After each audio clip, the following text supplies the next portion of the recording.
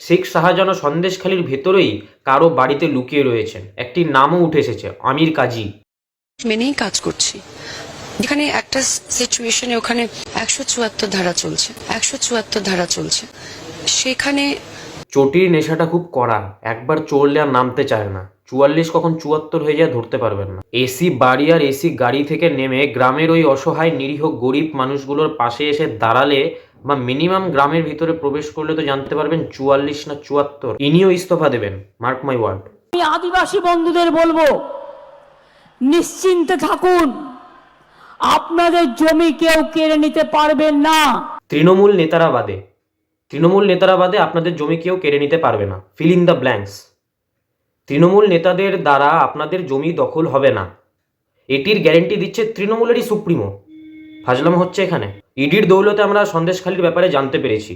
এরকম কত হাজার হাজার শয় শয় সন্দেশখালি পশ্চিমবঙ্গের আনাচে কানাচে কোনায় কোনায় রয়েছে, যেগুলো সম্পর্কে আমরা জানতে পারছি না, যেখানে প্রিন্ট মিডিয়া, ইলেকট্রনিক মিডিয়া, এই সন্তুর মতো সাংবাদিকরা পৌঁছতে পারেনি, যার জন্য আমরা জানতে পারছি না। এরকম কত শয় শয় হাজার হাজার সন্দেশখালি পশ্চিমবঙ্গের মধ্যে রয়েছে। এক এক করে এই সকল সন্দেশখালি বেরিয়ে আসবে, এক এক করে সেখানকার সেই জমি দখল, খুন, ধর্ষণ বেরিয়ে আসবে, এবং মুখ্যমন্ত্রী একটি করে বক্তব্য দিয়ে দেবেন যে জমি দখল হয়েছে, আর হবে না, ধর্ষণ হয়েছে, আর হবে না। ফাজলামো হচ্ছে এখানে।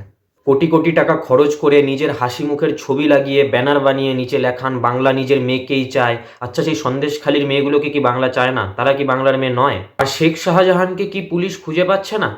গ্রামবাসীরা তো দাবি করছে এর আগের দিন যেরকম অজিত মাইতি জনরোষের ভয়ে এক সিভিক ভলেন্টিয়ারের বাড়িতে গিয়ে লুকিয়েছিলেন, ঠিক একইভাবে শেখ শাহজাহান সন্দেশখালির ভেতরেই কারো বাড়িতে লুকিয়ে রয়েছেন। একটি নামও উঠে এসেছে, আমির কাজী নামে কারো বাড়িতে লুকিয়েছিলেন, এখন স্থানটা পরিবর্তন করেছেন, কিন্তু পুলিশ ধরতে পারছে না।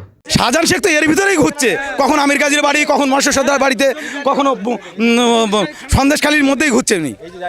আইনের শাসন নয়, শাসকের আইন চলছে। হিটলারের নারী অবতার এসেছে পশ্চিমবঙ্গে। পশ্চিমবঙ্গের ভবিষ্যৎ কোন দিকে যাবে এখন জনগণের হাতে সম্পূর্ণ দায়। এখন সময় প্রতিবাদের, এখন সময় রাষ্ট্রবাদের হাত শক্ত করার, এখন সময় একে একে পায়ে পা মিলিয়ে এগোনোর, এবং এই নারী বিরোধী, এই ধর্ষক, এই চোরেদেরকে সমূলে উৎখাত করে হুগলি নদীতে ডুবিয়ে ফেলে আসা। এই সন্দেশখালির ঘটনা সমস্ত ভারতবাসীর কাছে তুলে ধরবে অখিল ভারতীয় বিদ্যার্থী পরিষদ। অখিল ভারতীয় বিদ্যার্থী পরিষদের কেন্দ্রীয় কার্য সমিতি বৈঠক যেটি পুদুচেরিতে হচ্ছে, সেখানে সন্দেশখালিতে রাষ্ট্রপতির হস্তক্ষেপের দাবি রেখেছে অখিল ভারতীয় বিদ্যার্থী পরিষদ। এটি নিয়ে আমাদের আন্দোলন চলছে। নারী সুরক্ষায়, রাষ্ট্রহিতে, ছাত্রহিতে আমাদের আন্দোলন চলতে থাকবে। এর শেষ আমরা দেখে থাকবো। বন্দে মাতরম, জয় বঙ্গ, জয় শশাঙ্ক, জয় মা কালী। এবিভিপির সঙ্গে পুলিশের ধস্তাধস্তি, তুলকালাম। এসপি অফিস অভিযানে তুলকালাম। এসপি অফিস অভিযান, এবিভিপির বিক্ষোভে উত্তপ্ত জলপাইগুড়ি। পুলিশের সঙ্গে এবিভিপির ব্যাপক ধস্তাধস্তি।